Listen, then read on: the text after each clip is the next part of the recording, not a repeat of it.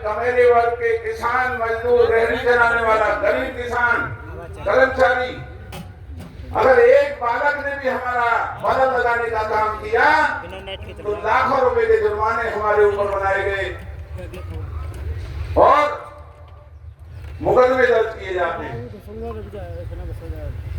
तो जितनी इलाके की लड़ाई रही, उस लड़ाई को मुझे आज इस बात का कहने में कोई संकोच नहीं है। राजनीतिक दल लड़ते हैं, लेकिन हमारे इलाके की लड़ाई लड़ने में हमारे भाई माननीय श्री देवचंद शर्मा जी, पूर्व विधायक, जो मैं उनका धन्यवाद करता हूं, वो यहाँ आए हैं और हर लड़ाई में इलाके के बीच दिखाई देते रहे। भाई केहर सिंह रावत दूसरे दल में, दोनों भाई आज भी रिकॉर्ड पर बीजेपी में हैं, लेकिन इलाके की लड़ाई लड़ने के लिए नौबत आई तो हमने दलों को छोड़ करके सबने आपस में एक आकर के इलाके का लड़ने का काम किया। तो अगर राजनीति में लोगों की लड़ाई लड़ने वालों का चुनाव के समय में ख्याल नहीं किया जाएगा तो हमारे इलाकों पर लुटना निश्चित है। हमारे इलाकों पर कमजोर नेतृत्व की वजह से अधिकारियों के हमले होते हैं, राज्य सरकार के हमले होते हैं। कोई भी चुना हुआ नुमाइंदा लोगों के बचाव में नहीं आता है। देश को आजाद हुए इतने साल हो चुके हैं, लेकिन आज जहां और समस्याएं हैं, हमारी एक अलग समस्या है कि हम हरियाणा के कोने में बसे हुए हैं और हमें आज भी यूपी का इलाका मान करके हमारा मखौल उड़ाया जाता है। और यही वजह है, कितनी ही नाराजगी किसी भी दल के लोग ये कहते रहें, भाई तुम्हारा मंत्री, तुम्हारा सांसद बदनाम है, लुटेरा है, लोगों को बचा नहीं रहा है। सारे इलाके की नाराजगी के बाद भी टिकट उसी को दी जाती है। क्यों दी जाती है? कि वो समझते हैं ये ऐरे गहरे लोगों का इलाका है, जो तुम करोगे ये तुम्हारी हार दूरी करेंगे, तुम्हारे पीछे खड़े हो जाएंगे। इसी तरीके से दूसरे दलों में जो लोग टिकट नहीं मांग रहे हैं उनको घरों से बुला करके टिकट दिया जाता है।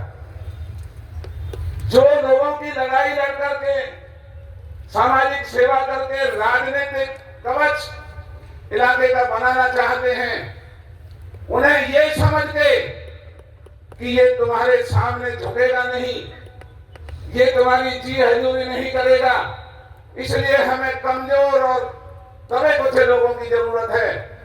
इसलिए लोगों की लड़ाई लड़ने वाले को दरकिनार करके किसी को भी जबरन घर से बुला करके टिकट देने का काम किया जाता है। ये हरियाणा में कहीं नहीं होता। अब ये जो पंचायत चली, दुनिया भर के लोगों के फोन आना, हमारे इलाके के बड़े बुजुर्गों के, जैसे जो हमारे इलाके के लोग हैं, पंच हैं, सरदार हैं, हमें गर्व है अपने इलाके की मासूमियत पर। जितनी शराबत, जितनी इंसानियत, जितनी भलमनसाहत हमारे इलाके की 36 बिरादरी में है, हमें उस पर गर्व है। लेकिन ये राजनीतिक दल हमारी इस मासूमियत का, हमारी शराबत और इंसानियत का नाजायज फायदा उठा रहे।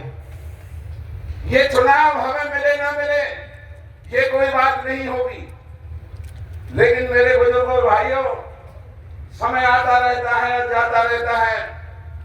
अगर आप लोगों ने आंख दिखानी नहीं सीखी, अगर आप लोगों ने सम्मान के साथ जीना नहीं सीखा और टिकटों पर और पार्टियों पर अगर ऐसे ही कुर्बान होते रहे तो हमारी हालत वही रहेगी जो पिछले 10 सालों में हमारे इलाके की हालत रही।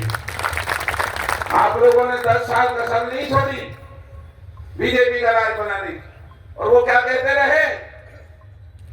वो कहते रहे मुझे वोट दी थी, जिसे दी थी वोट वही जाओ। अब क्या आएगी आपके सामने?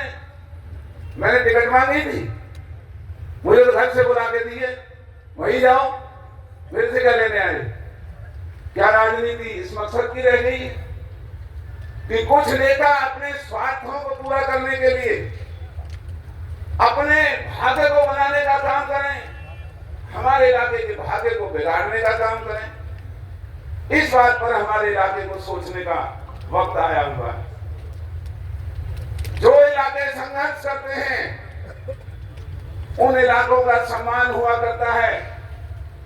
जो इलाके लड़ना जानते हैं उन इलाकों की कदर हुआ करती है।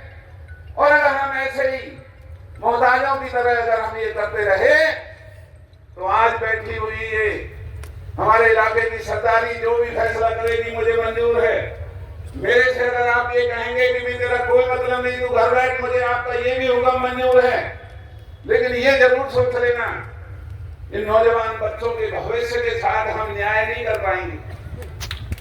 इलाके में फैल रही इस गुंडागर्दी, इलाके के अंदर फैल रही इस लूट को अगर आग दिखाने वाले नुमाइंदों को खड़ा नहीं किया तो हमारे बाल बच्चों के भविष्य सुरक्षित नहीं होंगे।